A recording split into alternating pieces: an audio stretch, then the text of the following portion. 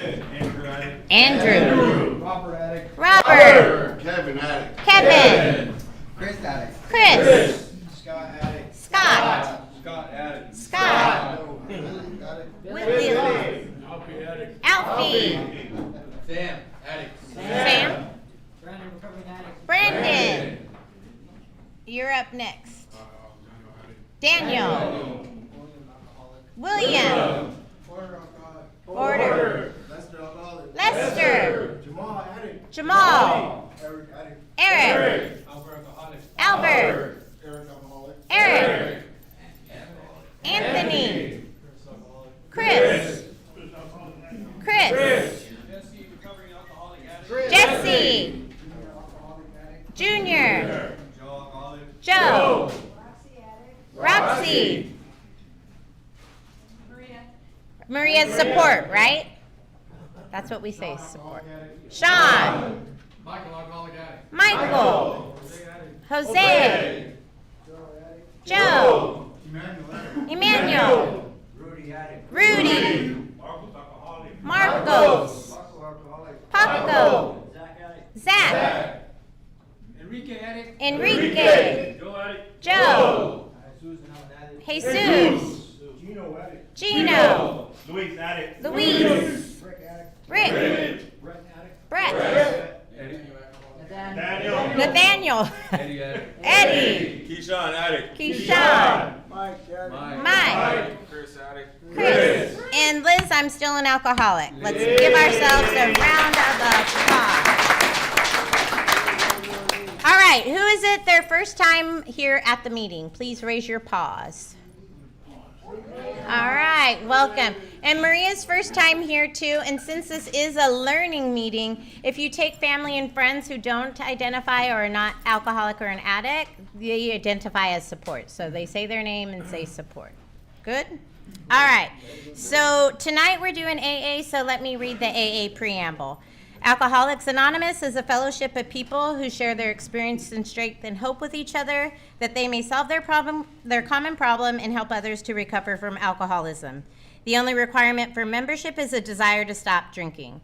There's no dues or fees for AA membership. We're self-supporting through our own contributions. AA is not allied with any sect, denomination, politics, organization, or institution. Does not wish to engage in any controversy, neither endorses nor opposes any causes. Our primary purpose is to stay sober and help other alcoholics to achieve sobriety. We kindly ask for your cooperation in making this a good experience for all who wish to hear the message. Please respect the speakers and the meeting by not talking during the readings or while people are sharing. During the break, feel free to help yourself to coffee, water, and snacks. We still have some out there. And we've asked Rudy, come on up and read a portion of chapter 3.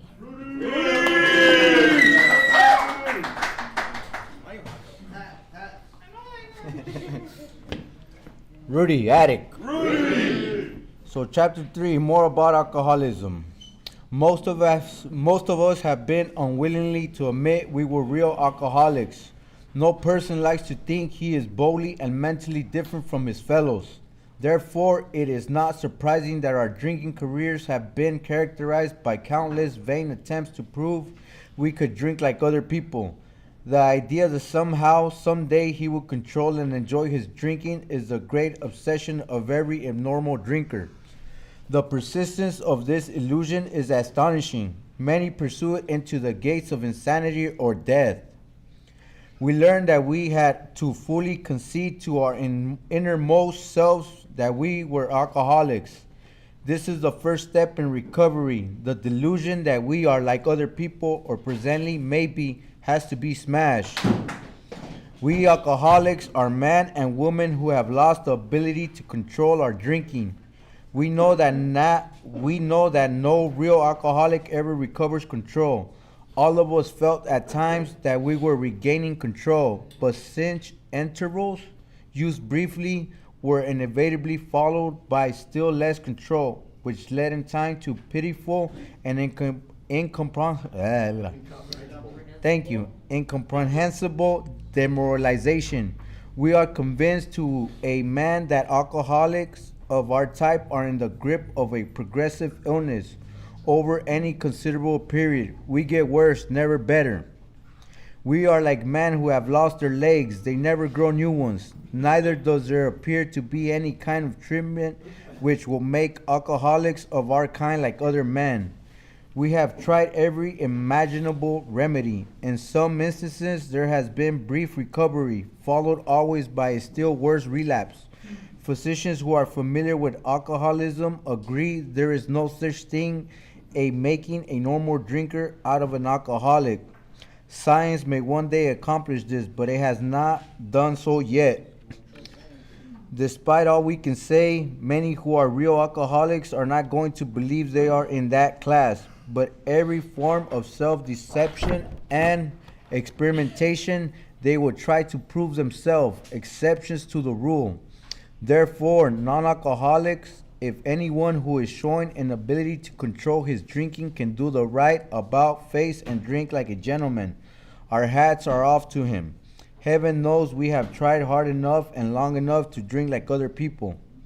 Here are some of the methods we have tried. Drinking beer only, limiting the number of drinks, never drinking alone, never drinking in the morning, drinking only at home, never having it in the house, never drinking during business hours, drinking only at parties, switching from scotch to brandy, drinking only natural wines, agreeing to resign if ever drunk on the job, taking a trip, not taking a trip, swearing off forever, with and without a solemn oath, taking more physical exercise, reading inspirational books, going to health farms and sanctuaries, accepting voluntary commitment to asylums. We could increase this list and infinitum. Thank you.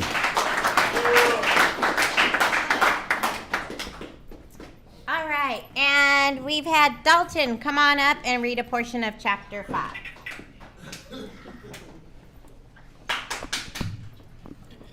I'm Dalton, I'm addict. Dalton!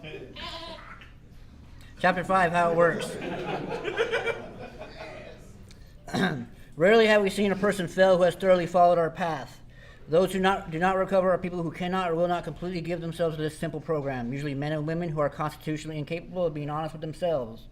There are such unfortunates. They are not at fault. They seem to have been born that way. They are naturally incapable of grasping and developing a manner of living which demands rigorous honesty. Their chances are less than average. There are those, too, who suffer from grave emotional and mental disorders, but many of them do recover if they have the capacity to be honest. Our stories disclose in a general way what we used to be like, what happened, and what we are like now. If you have decided you want what we have and are willing to go to any length to get it, then you are ready to take certain steps. As some of these we balked. Though we could find an easier, softer way, but we could not. With all the earnestness at our command, we beg of you to be fearless and thorough from the very start. Some of us have tried to hold on to our old ideas, and the result was nil until we let go absolutely. Remember that we deal with alcohol, cunning, baffling, powerful. Without help, it is too much for us. But there is one who has all power, that one is God. May you find him now. Half measures avail us nothing. We stood at the turning point. We asked his protection and care with complete abandon. Here are the steps we took, which are suggested as a program of recovery. 1, we admitted we were powerless over alcohol, that our lives had become unmanageable. 2, came to believe that a power greater than ourselves could restore us to sanity. 3, made a decision to turn our will and our lives over to the care of God as we understood him. 4, made a searching and fearless moral inventory of ourselves. 5, admitted to God, to ourselves, and to another human being the exact nature of our wrongs. 6, we're entirely ready to have God remove all these defects of character. 7, humbly asked him to remove our shortcomings. 8, made a list of all persons we had harmed and became willing to make amends to them all.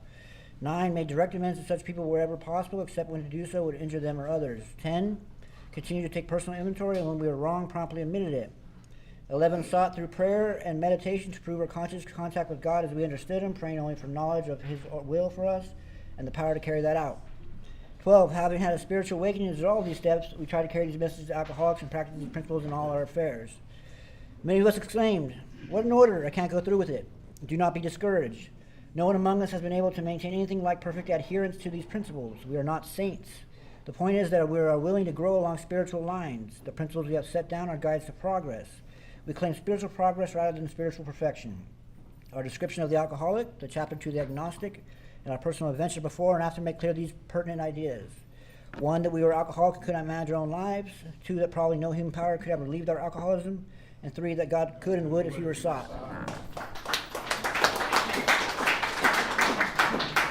Thanks, Dalton. All right, so while we observe the 7th tradition, which states every AA group ought to be fully self-supporting and declining all outside contributions, we've asked Brandon to come on up and read the 12 steps. And hey, don't forget, before you start, Brandon, sorry. Tonight we had pizza, right? That means that our coffins are empty, or coffers, not coffins. So if you want to do pizza again, you guys better dig deep, because that was $113 that we paid for pizza. So if we don't have it by the end of the month, we don't do pizza. You guys will be stuck with a cookie to share. One cookie. That's it. Hi, my name is Brandon. I'm a recovering alcoholic addict. The 12 traditions of Alcoholics Anonymous. 1. Our common welfare should be first. Personal recovery depends on AA unity. 2. For our group purpose, there is one ultimate authority, a loving God as he may express himself in our group consciousness. Our leaders are but trusted servants, they do not govern. 3. The only requirement for AA is the desire to stop drinking. 4. Each group should be anonymous except in matters affecting other groups or AA as a whole. 5. Each group has but one primary purpose, to carry its message to the alcoholic who still suffers. 6. The AA group ought never endorse, finance, or lend the AA name to any related facility or outside enterprise, lest promise of money, property, and prestige divert us from our primary purpose. 7. Every AA group ought to be fully self-supporting, declining outside contributions. 8. Alcoholics Anonymous should remain forever non-professional, but our service centers may employ special workers. 9. AA as such ought never be organized, but we may create service boards or committees directly responsible to those they serve. 10. Alcoholics Anonymous has no opinion on outside issue, hence the AA name ought never be drawn into public controversy. 11. Our public relation policy is based on attraction rather than promotion. We need always maintain personal anonymity at the level of press, radio, and films. 12. Anonymity is the spiritual foundation of all our traditions, ever remind us to place principles before personalities.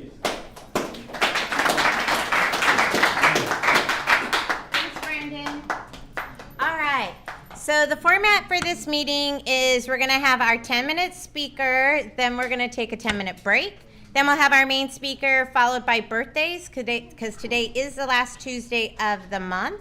And then if we have some extra time, we'll do some sharing. So it's my pleasure to introduce Keshawn as our 10-minute speaker.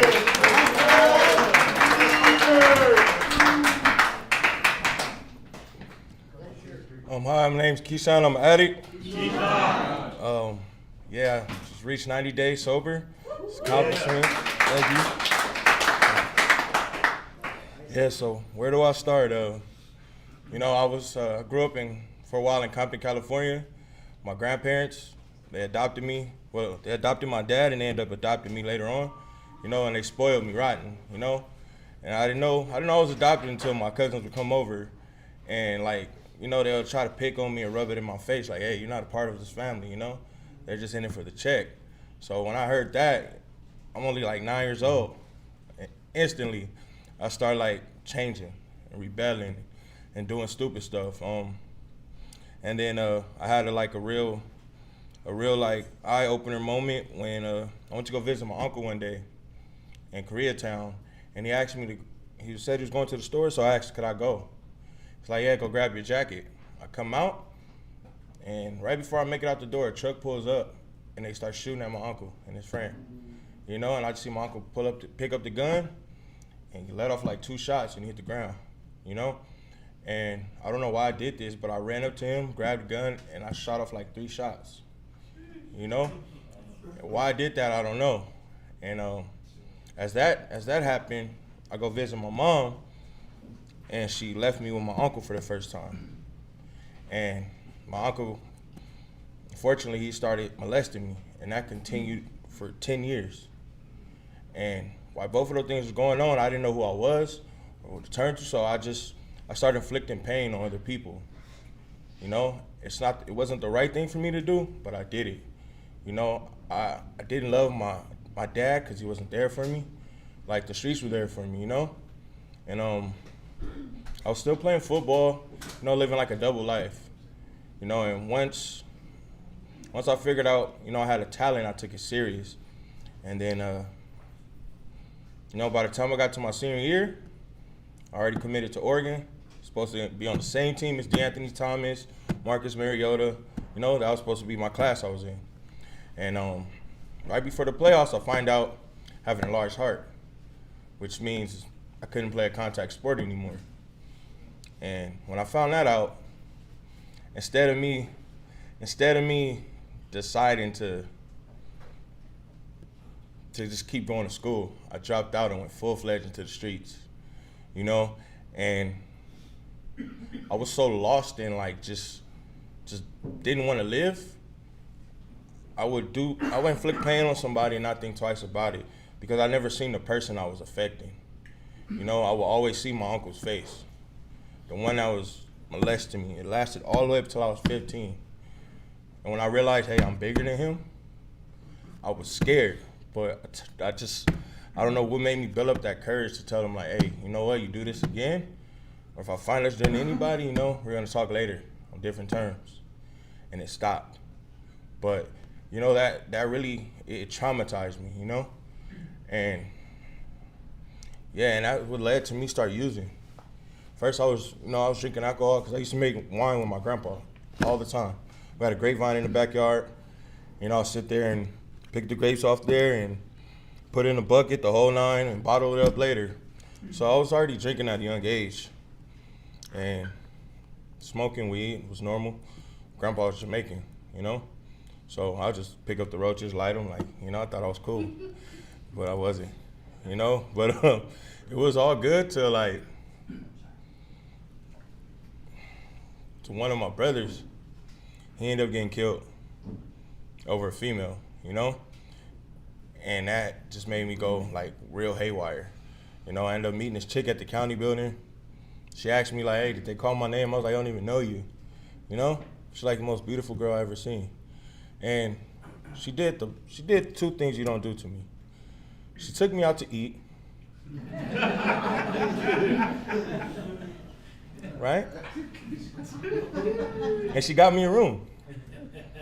And I couldn't ask for more. Treated me like a king. Mind you, I had a whole other girlfriend at this time. And so we separate the next morning. I get on the bus, and something just told me, hey, you should go back and get this girl. So I go back and get her, and I'm thinking she's gone, but I see this little person, 4'11", walking towards me, and it's her. I'm like, what the fuck are you doing here? She's like, I didn't look for you. I was like, oh, damn. Guess we're meant to be together. So everything was all good until I took her to MacArthur Park, so I got kicked out of my grandpa's house, because he was already in his, 96 at the time. He had a stroke, he recovered, he was doing good, but he had a problem breathing one day. And, I'm calling his niece, which is his power of attorney, let him know, hey, he's damn near, look like he's about to die. She never answered the phone, so we called the paramedics. She comes, and she comes, after we called the paramedics in the hospital, and they told us, hey, if you didn't call us if you called us any later, you would have died. So she comes and you know what? You and your girl got to go. I'm putting a restraining order on both of y'all. I'm like, all right. So I left. And I took my girl to MacArthur. We're kicking, everybody smoking dope, which I never did up until this point, And she's like, babe, I want to relapse. I'm like, what the fuck does relapse mean? I was dumb as a box of rocks when it came to that. And so I just kept staying there smoking, and next thing you know, she's like, I'm gonna do it. I'm like, fuck it, if you do it, I'm gonna do it too. And yeah, that ended up being a 10-year run, and I loved it. And I got my first teener, and I thought I was El Chapo, I'm like, I'm gonna sell all this shit, and we're gonna get rich, and I'm gonna take you out the hood. It never went like that, And she ended up getting pregnant. She ended up getting pregnant with my twins. And that made me really grind harder, to make money. But I should have just stopped and got a job. And we decided to go get Jack in the Box one day. And the one I usually go to was on my side of town. But it was closed, so I had to go to the one in the opposite neighborhood. And at this time, it wasn't all peace treaty this, peace treaty that, and it was wartime. So I go over there and bring one of my friends, and he gets into it with these dudes already getting food. Come out, and I'll just hear my name. Oh yeah, my homie's mother is gonna let you fools have it. And I'm like, oh fuck. And she's like 6-7 months pregnant. So I tell her to keep it pushing. And next thing you know, started jumping me. I'm getting stumped out so much to the point where I don't even feel it, And I just hear, babe, babe, and I don't know. I became He-Man. I went from on my back to on my feet, and I see 2 dudes stumping her out. And when I seen that, rushed to her, carried her home, took her pants off, and next thing you know, my twins come out, dead. And that's when I really went like full-fledged, just not caring no more, Like, I was probably slamming anywhere from 80 to 60 cc's a couple times a day. Like I would do things trying to die. Like dope wasn't it wasn't fun for me. It was like medicine to me, It numbed everything I felt. I didn't hold myself accountable for nothing I did, If I did it, oh well. That's the mentality I had. But as time passed by, I started losing friends left and right because this thing fentanyl came out. And every time I wanted to change, something would happen or somebody would die to where it leads me back into that life, In 2023, I lost my mother. I was in county jail, And the last thing I told her to her face, got into an argument. And I looked her right in her face and was like, fuck you, bitch, I hope you die. 6 months later, she was dead. I had to tell her that over the phone. Like, I love you, Mom, and all that. She couldn't even speak, So, of course, when I got out, kept doing the same thing. I tried smoking fentanyl. Not too many people know that. I tried, like, drinking myself to the point where I wouldn't wake up. Just nothing would happen, Like, yeah, I'll be sloppy drunk, wake up the next day like, fuck. I would try to provoke people. For some reason, yeah, I'll probably fight them, but I never died, Some dude had a hatchet and he went at me with it. And I lived, He stabbed in my stomach. All these things I wanted to die from, it never happened, And and I didn't realize the impact it was having on my family. I didn't think my mom or my dad cared about me. I thought being away from my brothers and sisters was the right thing to do, so they wouldn't know anything about nothing I'm doing. And it turns out it's not like that. And the day I got arrested, it was actually really self-defense. August 19th, the day I got arrested, happened August 13th, And the house I was staying at, paying rent, everything was going smooth, slanging, and he gets the bright idea to think that I'm having sex with this girl. Like, I know I'm handsome, but I got morals, It's true, come on. Like, I am handsome. But yeah, like, looking back on it, I should've, but that's just not me. I value friendship and I'm loyal, as a friend, as when I was with my wife, as a husband, I'm just loyal all the way around because I know what it feels like to have nobody. I know what it feels like to get your heart broken, Like, and I never did that, and he rushed me with a hatchet, and I had a machete. So, of course, I won the fight. And I thought everything was good, and I go to jail, and now I'm hearing, oh yeah, it's your second strike, 50 years to life. This is what we're gonna do. If you go to trial, life without. I'm like, for an attempted murder? Like, and it's not even like that. I stayed in the house the entire time, up until my arrest. But it's crazy how God works because I told my friend, I said, hey, it's a good homegirl of mine. I say, I'm not going back. I'm gonna spend time with y'all and I'm gonna go out suicide by cop. My mind was adamant on that. And the morning I got the call, like, hey, they blocked off Hollywood and Gower, blocked off Hollywood and Bronson. There's blocked off the whole block for you. I'm like, oh shit. So it lasted to the nighttime. I told everybody to leave. I said, hey, I'm gonna go out first. I'm gonna go that way. Y'all go y'all way. They only want me. And I had the backpack in my hand. and it made it look like I had a gun on me, you know? And I turned to look, and my homegirl's like this close to me. And I'm like, just leave, like, you know, I don't want you to get hit. She's like, no, either you're gonna run or you're gonna go to jail. You're not finna die in front of my face. And I thank her every day for that because I didn't want to live no more, you know? 2 minutes, all right. And yeah, so I ended up going to high power. Something happened in jail. Incident cracked off. And I'm sitting there, you know, I said, God, hey, if you give me another chance, I'll never pick up again.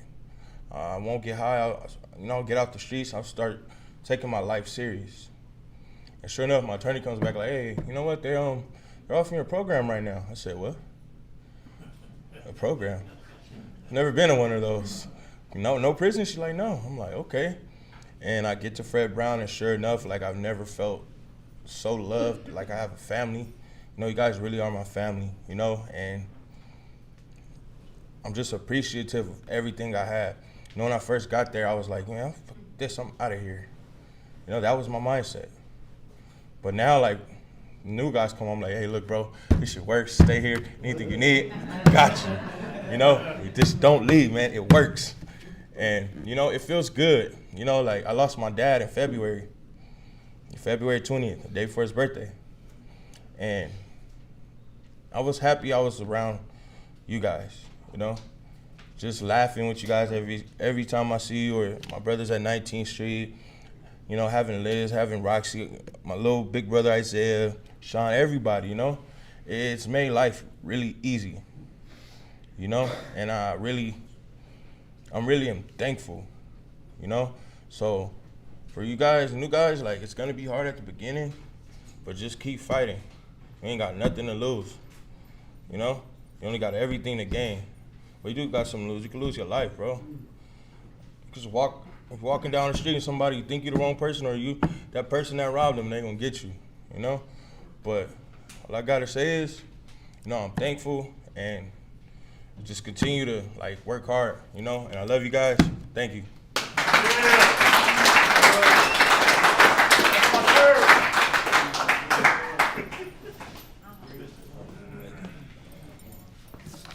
So, Keshawn, I'm so happy that you were so honest up here and telling your story. I was sitting there and, you know, because we spend time together, I was like, tick, he did that, tick, okay, good. Because, you know, part of being here and going through all the motions that you do with your autos and with your letters is kind of like, and I know I'm going to say it wrong, but, you know, it's that whole discover and discard things, right? And I really feel like you've gotten yourself in a really good spot where hopefully you can let some of those monkeys off your back and leave them and be able to move forward and be as successful as you can. You're a young guy, you have the world going for you, and, you know, I'm just happy to be part of your journey.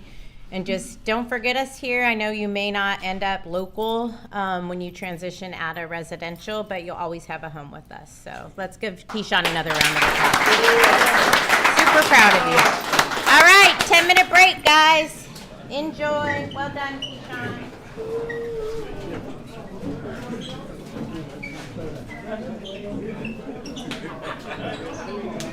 Right.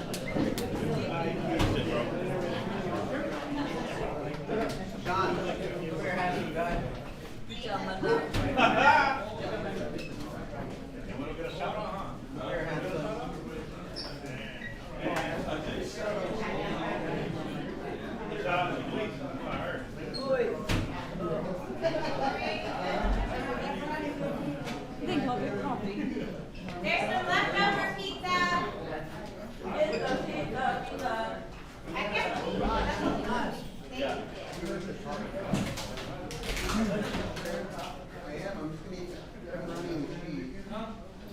Leave the bread. Yeah. Well done.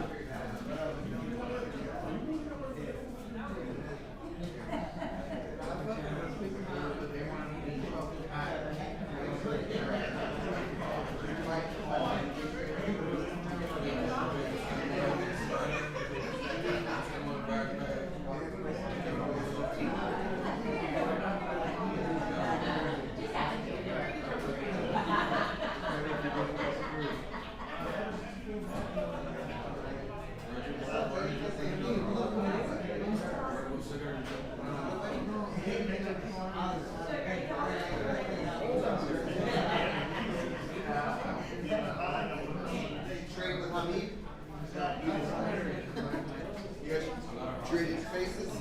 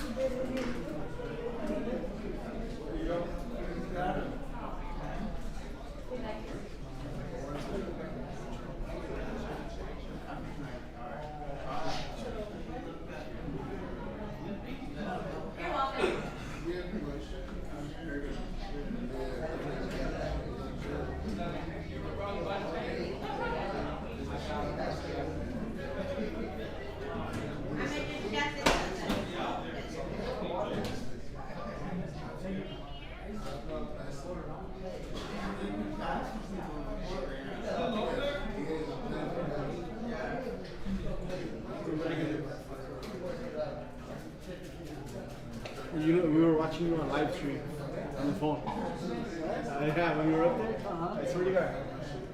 Ben was from here.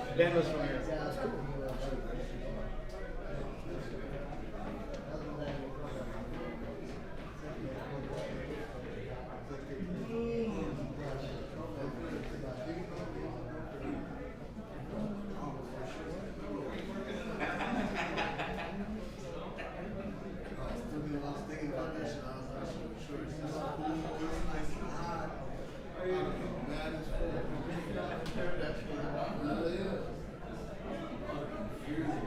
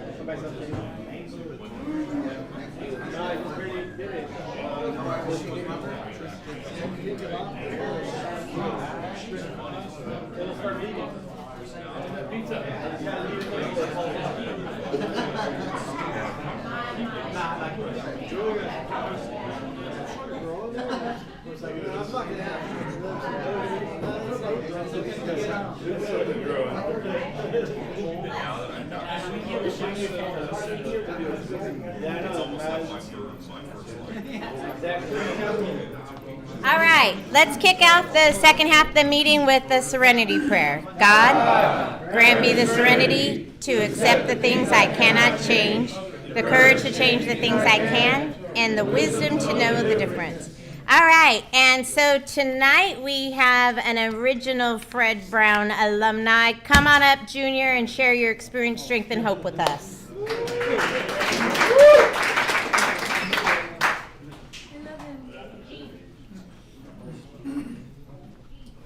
Junior alcoholic. I got a sobriety date of November 13th, 2022. I have 2 years, 4 months. Yeah. All right, so I'm here to share some experience, strength, and hope with you guys. What it was like growing up. I grew up in a loving home. With my mom and dad. My mom's side of the family gangbang, my dad's side of the family gangbang, so that was normal to me. That was my normal. My dad was an alcoholic. My mom wasn't. She was something like a normie, you could say, I guess. So always family parties, neighborhood parties, always at my house. I think I had my first drink of beer like 7 years old. Smoked weed probably when I was like 11 for the first time. I remember out of the station wagon, a brown station wagon we had. We called her Betsy.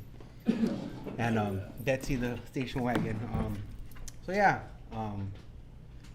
from there, let's see. We always had alcohol around. My grandpa was an alcoholic. That shit was normal to me. You know what I'm saying? Growing up, that was always around. Drugs and alcohol and chaos. Remember always being scared from the parties we would have at the house because they would either get shot up or either raided. Smoked meth for the first time when I was 15 and got hooked. Glass. I've always done some type of drug, you know what I'm saying? Pills. I didn't think I was an addict. It was just fun. That was like, it was normal. That was my normal. That shit was fun. I sold dope to get money. And that's when I started noticing that my dad had a problem. He would go heavy. I would go score dope for him when I was like 11, 12 years old. I remember giving the connect the money, and she would give it back to me. So I would give it back to my mom, and then she started giving me the dope She started selling me 50 double ups, so I could sell it to my dad, so we could keep the money for the house, bro. You know, I remember going to the market to go steal food with my dad, and he would spend the money for the food on alcohol and whatever else he was doing. So I was always learning how to fucking scheme, make $1 here, make $1 there. But I thought that shit was normal. I thought that was normal. That's what you did, you know. Fast forward, I caught a case when I was 18. Went to prison, drank in there and used in there. And that's when I first put a needle in my arm, heroin. And yeah, I've been high my whole life, dude. I'm 43 years old. Is that an excuse? I don't know, I guess. I thought it was normal. We got high and drank, you know? So yeah, I got out of prison, got a girl pregnant, and became a dad. Became a dad at 26 years old. Started working and selling dope, because that's normal. You have to sell drugs, right? You have to support a family. So I did that. I started doing a lot of coke and drinking. I was maintaining it for a cool minute, you know what I'm saying? Working, drugs, family. The whole circle, dude. And then fast forward, fucking I'm an alcoholic. I'm living in a fucking house that's on fire, and I think everything's all right. The pandemic hits. You know what? Let me backtrack real quick before my second kid. See. So yeah, I was alcoholic, drinking. My dad passes away. They kill my dad, and I go fucking berserk crazy. I start smoking more meth. That right there, when my dad passed away, that really fucked me up. That's when I really went hard into drugs. I didn't care no more. I didn't care about nobody. I didn't care about myself. So I went on a cool run with that for like a good couple years. Then I got busted again. Came out. So it's like my whole life I've always been doing drugs, dude. Pills, drinking, carga. To numb that pain that you were talking about, bro. Because I didn't want to feel. You know what I mean? You guys know what I'm talking about. You know what I'm saying? You guys been there, done that, done more, you know? That was my normal. Always chaos. Struggling to pay rent, but always making it happen. Selling this, robbing this, taking from this, but always making sure that we had a roof over our head. So it's that like fucking that chaos, bro, that I thought was normal. What brought me to rehab, my family had an intervention for me, because I got really bad drinking every day. I lost my job. I lost a union. You know what? I gave it away. I had a union job, bro. Local 105 tin knocker. I had all the foremen spun out, coked out, drinking on the job. I was working at SoFi Stadium. We were building it, and I was one out of five of the first people to get kicked off of the parking lot for drinking on the job, or drinking in the parking lot. So I lost that job. Pandemic hit. All this shit, dude, and I just started drinking all the time. Drinking to numb that pain, because I don't want to feel. I got another job somewhere else. I used to have one of the crackheads in the front of my job go get me alcohol because I was so coked out at work that I didn't want to leave outside the building. You know, I thought that shit was normal. It's not normal, bro. What the fuck is wrong with me? You know what I'm saying? Yeah, so I started drinking a lot. I was drunk when my second son was born at the hospital. I was drunk when my third son was born at the hospital. I smelled like alcohol. This is what I remember. So they come home.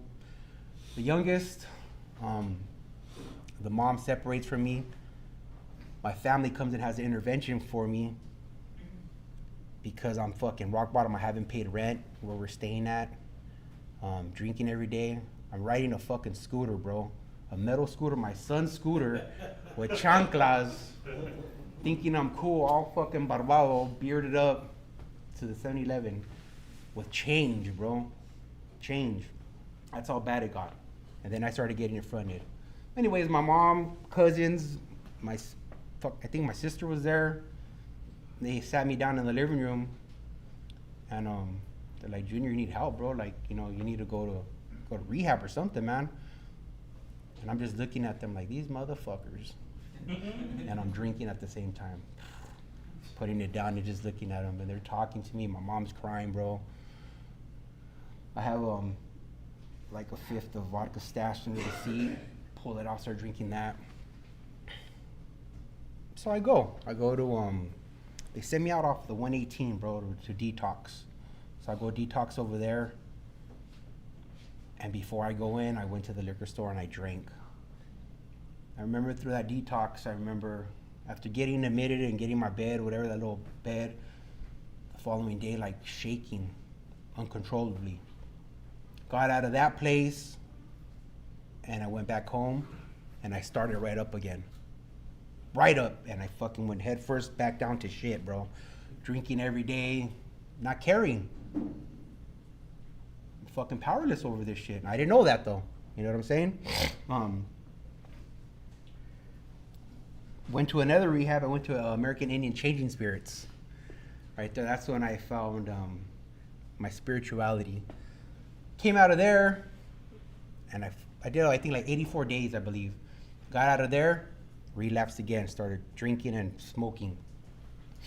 Then I went to, they sent me to a rehab in Long Beach. What the fuck is it called? Off of Cherry, I believe. So I went and detoxed over there. From there, instead of going home this time, because I didn't have a home, I gave it all up. Baby mama left me, lost the house. Truck was on non-op. Nobody wanted me at their house. My mom, nobody, bro. So I did American Indian, and then I came to Fred. No, I went to Long Beach. That detox there. Then I came to Fred Brown. Fred Brown. So when I got there, I was going to meetings. I didn't have a sponsor. I was going to meetings, and at my 5-month mark,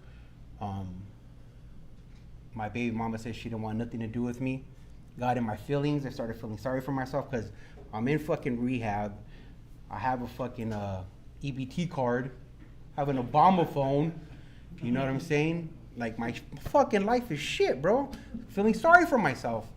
You know what I'm saying? And on a weekend pass, I drank, and when I came back, we get drug tested, right? And I told my house manager, you know what, I ain't gonna piss for you. And I went upstairs. Then they sent me with Adrian, the 505 building. And I was like, I didn't care. I was like, fuck this place, fuck everything. I got the fuck it's. And what did I do before I went to the 505 building? I went to the liquor store and got some more alcohol and drank. And then on the way over there, I'm thinking like, what the fuck am I doing, bro? Like, Junior, what are you doing, man?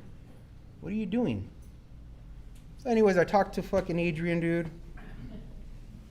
And he told me one thing. He looked me dead in my eyes and he's like, bro, Carnal, I can't tell you shit. How old are you? He's like, do you want another man raising your kids? And I was like, oh. He hit me in my heart. And I was like, how dare he say some shit like that? You know what I mean? Like, what the fuck? And I broke down crying, Holmes. I broke down crying. I don't want nobody to raise my kids, man. And after that, they gave me another shot. They moved me from Jesse's house. And they sent me to Abel's. Abel's house! Ship up or ship out. You know what I'm saying? But that's what I needed. You know what I'm saying? That's what I needed. Tough love. You know what I'm saying? I love that guy. You know what I'm saying? That guy put me on a good path, man. Started making my bed. Had my locker all nice. All my shirts, boom, boom, boom. Like I was in the penitentiary. I'm like, I could do this shit. This is cool, you know? But I had that willingness, bro. I got that willingness. I had to stand up in a meeting and come present myself as a newcomer again. The humility, bro. That shame. You know what I'm saying? I had to apologize to my classmates. You know? I was all fucking sweating in class and shit. I'm all fuck looking at everybody like, felt like shit, you know, but hey, I needed to go through that. That's my journey. Those letters, you guys doing them, like actually put your all into that shit, man. I did, bro. You know, I had to burn some shit too. You know what I mean? After I wrote it down, I burned it, you know? Each to their own. But I started to learn shit about myself. So do them. You know what I mean? I started learning stuff about myself, man, and yeah, I got a sponsor. I started working the steps. I literally had to crash and fall, bro, before I started doing all this shit, because I'm a fucking hardhead. I like to do shit the hard way. I don't know why. That's just my journey. That's how I am. And probably some of you guys are like that too. You know what I'm saying? But if I could stand up here right now, bro, and I was there before, you guys have a chance, man. You know what I'm saying? So yeah, so I got a sponsor. I'm working the steps. I complete Fred Brown, bro. You know what I mean? I was scared when I graduated because I didn't know where the fuck I was gonna go. You know what I mean? I'm getting drug tested once a week. We'll get drug tested randomly. It's a bubble to me. You know, that was my security. Like, fuck, you know, I can't piss. I can't drink, or, you know, that's the reason why I can't do no dope or drink, is because I don't want to get kicked out. But then it became, you know, I'm working this program. And they fucking care, bro. They care about you. It's not a me program, it's a we program. Right. You know what I'm saying? Mama, I love you. Nancy, I love you guys back there as well. What I'm learning right now, with the time I have right now, is it's a we program. It's okay to fucking cry, bro. It's okay to have feelings, to reach out to another person in the program, AANA, which whenever it is that you guys have, you know. Ask for help, you know, the help is there. Do you know what I'm saying? So where I'm at right now, so I got a sponsor. I'm still stuck on, I'm not stuck, I'm on step 8. I conked out on 4. I took like, I want to say like 4 or 5 months on my step 4, bro. That shit opened up a whole wave of emotions that I didn't know was gonna fuck me up, because I started reliving stuff. But me as an individual, I have a hard time reaching out and calling my sponsor and letting know how I'm feeling. So I got stuck on that, started calling my sponsor, and stuff started getting better. I started applying the program to my daily life, not just some of it, not just this, but at least all of it, you know? I'm scared to make my amends, bro. I'm scared to make my amends. I'm scared to make my amends. But that's something I have to do. I have to get uncomfortable to get comfortable. Something like that. You know what I mean? Nancy called me to come speak here, you know what I mean? I'm like, fuck, what am I gonna talk about for 30 minutes? Your life, you know? My journey. So yeah, bro, I'm here telling my story to probably help one of you guys, you know what I'm saying? Yeah, so I got my, so let's go back. So I got my 2-year chip, November 13th, and I took my will back. You know, I'm gonna fix this relationship with my baby mama. I want this. Oh, I got a job, you know what I'm saying? I got a job, I'm reliable. So all the gifts of sobriety, bro, started coming my way. So then I started, my meetings, I started backing out. My sponsor, I don't call him that much, or I don't call him at all. I want this, I want that. I want my baby mama back. I want to do this. And my fucking life really went to shit, bro. Like, pressure. Things are not going my way. Like in the big book, it says, I'm the director, bro. And I'm okay, boom. I want you to do this, do that. No, fuck my life. Oh my God. I wanted to crash out 3 weeks ago, bro. I know I didn't want to pick up or drink, but I wanted to cause fucking harm to somebody. I wanted to beat the shit out of them. I wanted to inflict some fucking pain so I could feel better. What kind of shit is that? And check this out. To paint this picture. I'm sitting down in my room And I'm talking to myself, thinking all this shit. I'm like, oh, fuck this. Well, what did I do? Did I call my sponsor? No. Did I call another alcoholic or an NA? Did I reach out? No. I sat with myself. That's the scary part, bro, because we're with ourselves 24/7. And I'm learning this shit right now. You know what I'm saying? And I'm like, what the fuck, Junior? What are you going to do? And I have a hard time with this. I fuck my body tensed up, and I threw a tantrum. I was like, Diosito, God. That's how I felt, bro. Like you know what I mean? Like so much ansia, anger. I didn't know what else to do. And what I do, I called to Jesus, God, my higher power, bro. Whatever it is for you. And I said, bro, take this away from me. I can't do this no more. I can't do this no more. Please help me, guide me, show me the way. And I felt a little bit better. And what did I do right after that? I called my sponsor. I reached out to another alcoholic, bro. And so what I'm at right now is like, I fall to my knees every morning and I give my will and my life over to my higher power, bro, because what I want got me here. What I want, my will, I fucking hit a fucking wall head on. Crash and burn, bro. And it's that faith, I have to give it over. And that's where I'm at right now in my recovery, bro. Doing that. Reading the literature. But how do I say this? You can't. I can't pick and choose what I want to do from the steps, bro. It's that you have to apply it in your everyday life when nobody's looking. Just being a better person to the next man, bro. Reaching out, trying to help out. You know, that's all new to me, man. I'm learning how to live sober and clean, bro. I'm learning how to live as a man, being responsible. You know what I'm saying? At this age, I'm learning how to live. Another thing, I don't fucking love myself. I'm learning how to love myself, bro. I'm learning how to be by myself, and it's okay. It's okay. Because what? I'm really not by myself. God has me. Diosito, I'm still here for a reason. Out of all of this madre shit that I've done, why am I still even standing? I'm here for a reason, bro. You guys are here for a reason.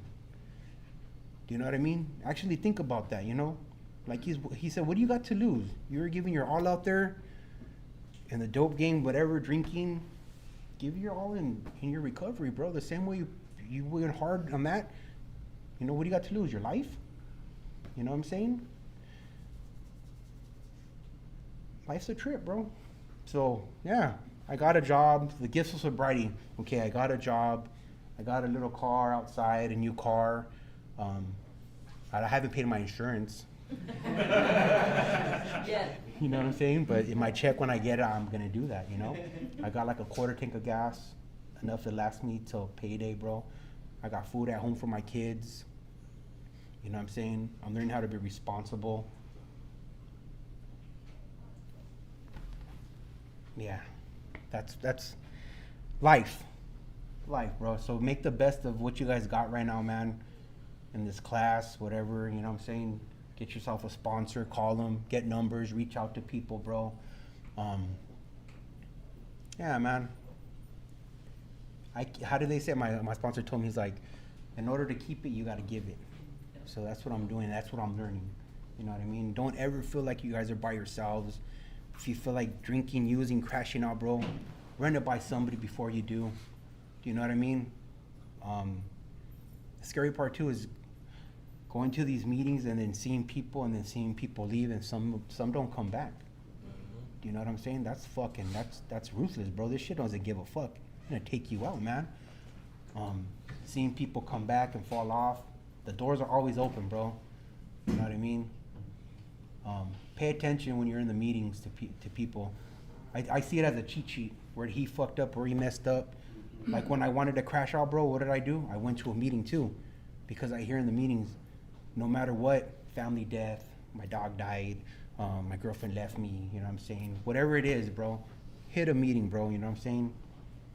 There is a bunch of outlets out there, we just have to use them.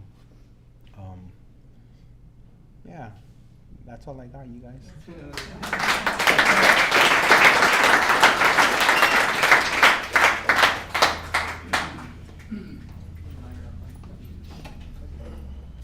Ah, that was beautiful. Let's give Junior another round of applause.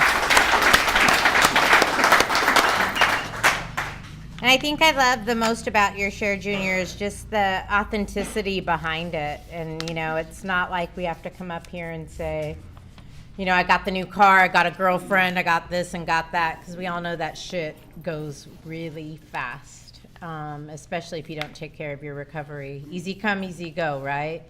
We get our recovery because we work fucking hard for it. And if you're not working hard for it, you're going to be willing to toss it out really fast. So just, you know, something to keep in mind. All right, so with that being said, Red, let's celebrate. Whoop, whoop. Whoop.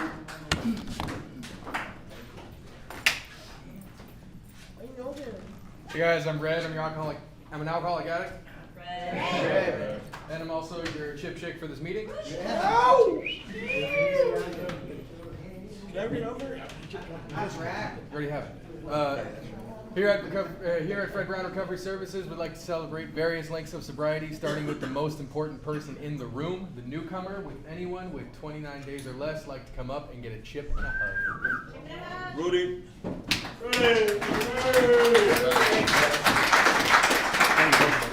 Thanks. Rudy. Rudy, and yours? An addict. That's right. Rudy.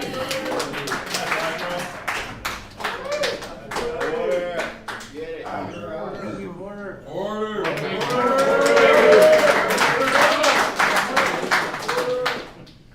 All right, anyone with 30 days of sobriety? 60 days.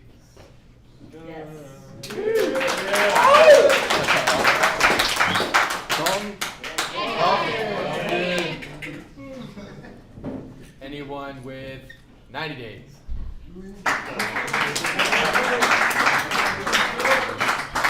Keshawn, addict. Keshawn.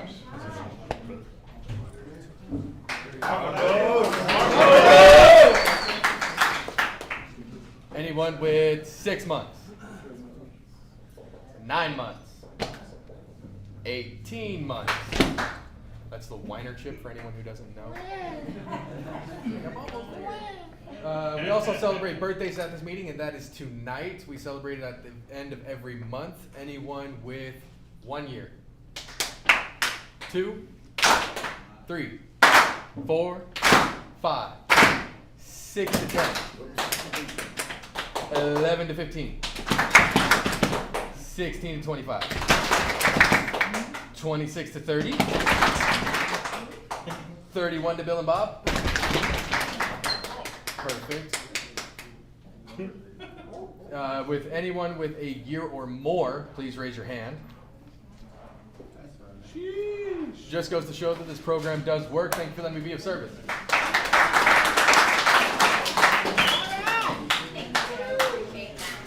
All right, Sean, you want to come on up and show how much money we have? No.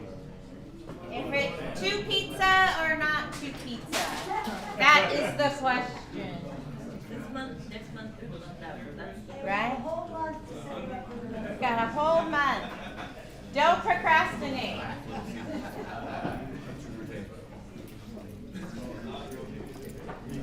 All right, good evening, fam. My name is Sean, and I'm an alcoholic. Addict. All right, we had an old balance of $31.40. We took in a whopping $17.40. No, $17. That's not even 2 pizzas, guys.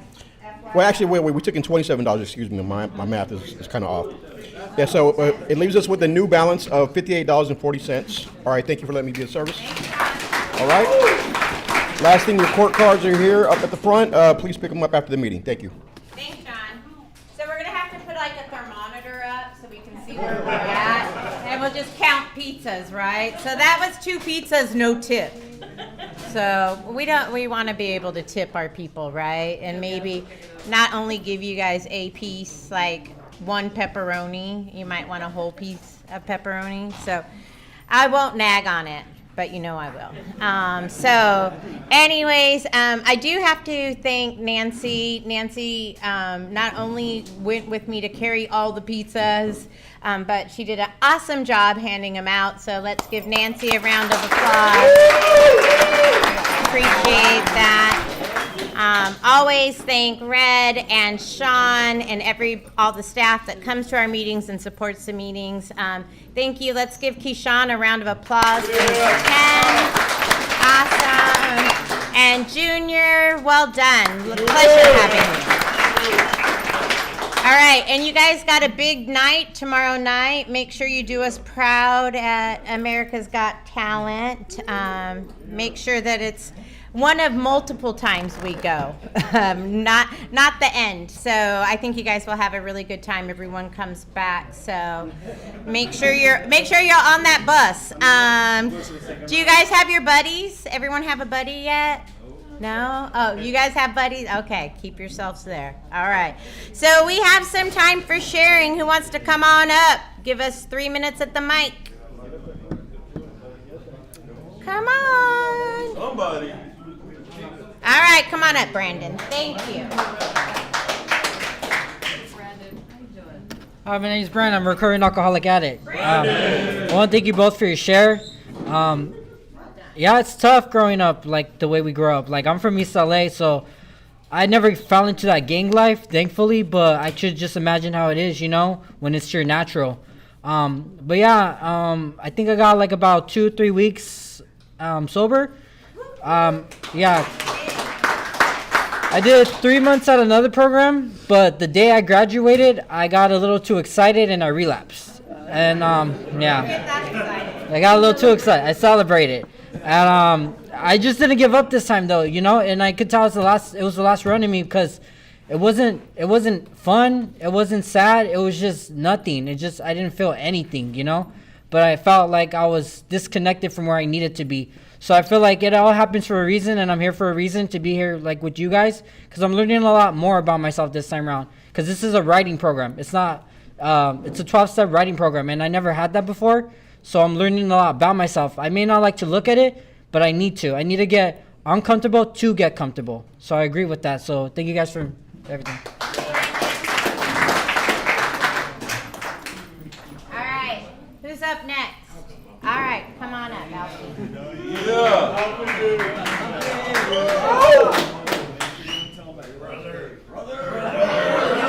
Hey, brother. Name's Alfie. I'm an addict. Alcoholic trash can. First, I haven't got the opportunity to thank everybody. Thank you, Roxy, everybody, all the staff at Fred Brown. This is my third time through. No, I was killing myself. I had 5 years, but this program does work, man. I left here, went to school, went on to become a machinist, bought a home, got married, done everything. Complacency brought me back. But this time I landed with my 16th heart attack that brought me back with paddles. And I'm going on, on the 5th, I'll have 8 months. And, but what I have is right now, period. That's all I have right now. But thank you. Thank all the staff here, man. They don't have to take you back. And after some of the stuff I done, I don't know why they did, but they did. Love you, Alfie. Thank you. Love you too, hon. And I come to get regrounded. You know what I mean? Because it all starts right here, right there. And it'll happen before you know it, man. It'll happen lickety-split, Jack.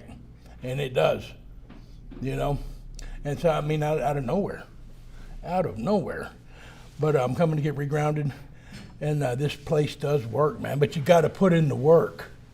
It's about digging and writing letters and getting into your feelings and looking at yourself. That stuff that's way down deep inside you, man. That old shit you think nobody knows but you, well, you know it. You don't want to acknowledge it all the time, but it's there. And you'll cry, you'll laugh, you're gonna go through a lot of shit, but you have to do it. Because if you don't, you ain't gonna make it, man. And there's people, what tripped me out is that when I came through here the first time, they said in the class, it was a little different when I come back through here, when I first come through here. A little bit different. And I kind of liked it. I like it now, but I liked it then a little better.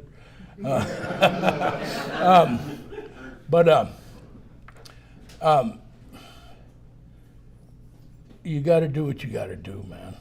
And they were pointing around, they sit in a room, And then Scott Williams, he sat there and he told me, he goes, look at the man next to you, or the one on the other side of him. There's at least X amount of people. And they would count, they would count. They do that are going to die, and they died. They're dead. Not the person that they pointed out, but the other cats that were in that room. They died. I have friends, man, good friends, that died because they didn't get this. You know what I mean? But again, I'm gonna get it from up here. Thank you again, everybody, for having me back. And it's not that easy. I mean, you come through here at my age, and I'm not that old. I'm 37 now. But it's not that easy coming. But it is. It's really humbling, man. It's really humbling. And if I can, all the crap that I've been through and all the things I thought I was, if you can come through here, man, and get this, get it. Get it, man. Because it will change your life. But it takes work. All right?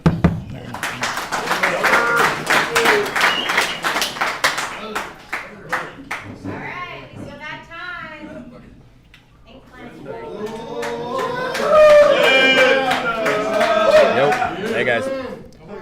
Oh jeez. Hey guys, I'm Glenn. I'm an addict. Again, I wanted to congratulate the chip takers, the birthday, and everyone, of course, at the Fred Brown staff. I do want to say that this has been a huge learning curve for me in many ways. My entire life, I've never been in a position where I've been asked to do anything resembling leadership, like ever. I've never wanted to. I was always a pretty subordinate person. I just follow the crowd, don't get in the mix too much, and then just, follow everyone else's lead. Being on drugs made that even worse. But all I can say is that, I'm for the first time in my life, it's like I've really, truly feel accepted by just everyone in this room. I got love for literally everyone in this room, even if I don't know. I very few of you I don't know, but the ones I do know, I've learned so much from everyone on this side. I've learned a major thing that's been a huge cornerstone of my life, especially that guy flipping me off. Everything I've learned has been something I will keep with me the rest of my life, and I can't thank you guys enough for all of that. It's been everything to me. I'm so proud of Andrew. Every time I go to one of these graduations, it's it makes me, I want to tear up. Because I'm proud of my brothers. I'm proud of these guys. I'm proud of guys like Andrew and Eric, who's leaving us next week. Manuel.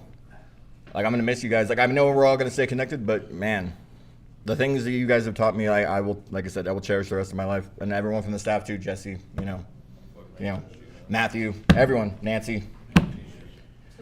Love all you guys, man. That's all I wanted to say. I just wanted to say thank you guys.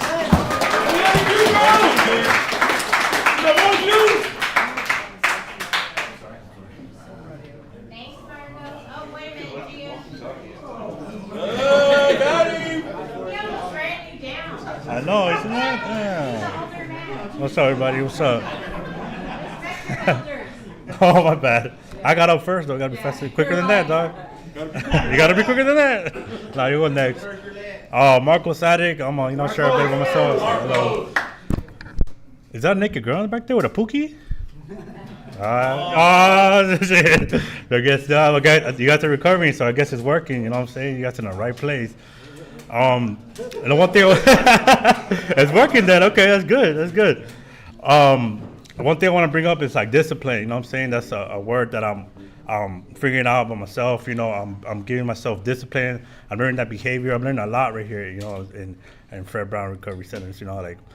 It's my second time around, but my mind's getting stronger. I'm learning a lot more.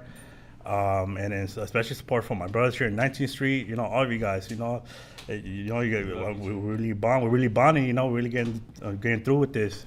And I'm still learning. I'm still trying to become a better man, and I'm getting the help of that from right here. You know what I'm saying? And especially staff. Roxy, good looking. Thank you. Liz, thank you. All that. 14th Street. We keep it cool with you guys. You already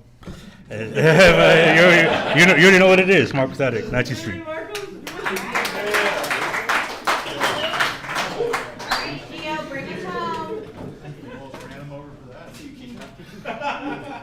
Chino Addict. I had a little tug on my heart earlier when the brother came up and started talking about his heart attacks and things he's been through. It reminded me of Louis. Everybody in here knows Louis. He had a surgery yesterday. So keep him in your thoughts and prayers. You know, get at the staff and ask how he's doing. Or you can take a picture of yourself and the guy, send it to him. You know, he needs our love. So try and be there for him, give him that love and support. The other thing I wanted to tell you is, you've had another day in sobriety today. Another day of clean living. When you feel down, when you feel hurt, when you feel rejected, lonely, tired, halt, any of that stuff, just remember that you had another day clean. You're living and doing it right today. And today, when you think about that, remember that you're always better than the next man who may not have what you have. You have love, you have support, you have a bed, you have everything you need right here. I mean, what the hell? We're going to America's Got Talent tomorrow. Huh? Think about it. We're not that bad. Not at all. It's that evilness in your head, that old man that gets you there. Locks you in a place where you don't want to be, in that darkness. It's not eternal darkness for us no more. We have hope. Cherish that hope.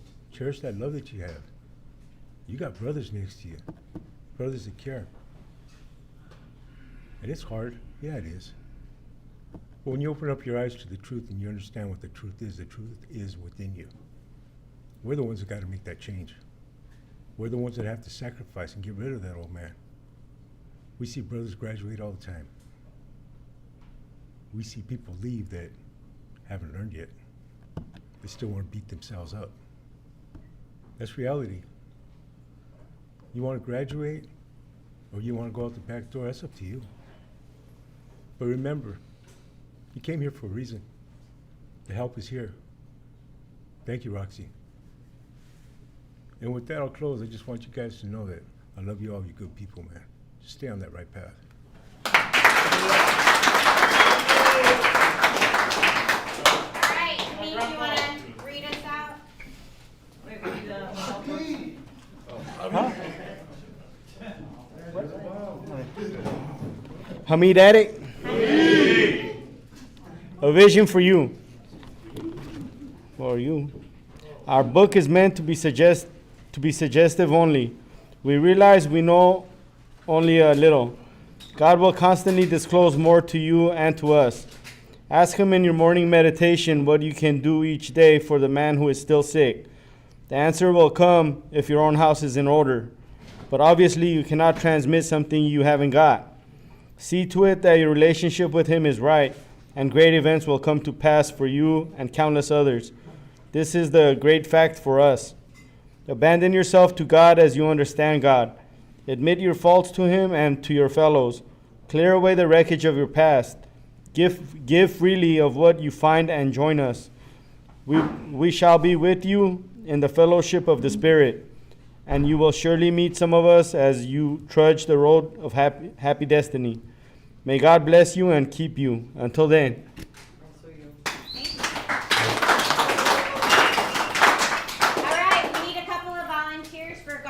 Helping Nancy with the cart. Awesome, thank you. All right, let's link up and pray out.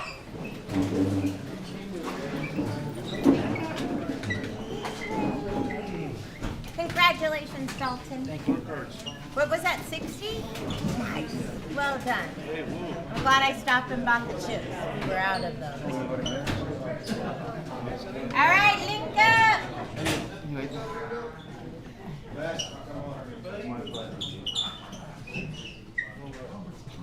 Go ahead and spread out there. We all hook up. It's okay. You guys look a little crowded. There you go. Shimmy to the right. All right. I knew you'd like that, Roxy.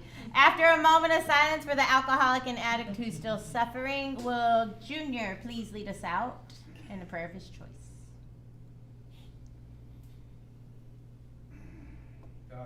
God, grant me serenity to accept the things I cannot change, the courage to change the things I can, and the wisdom to know the difference.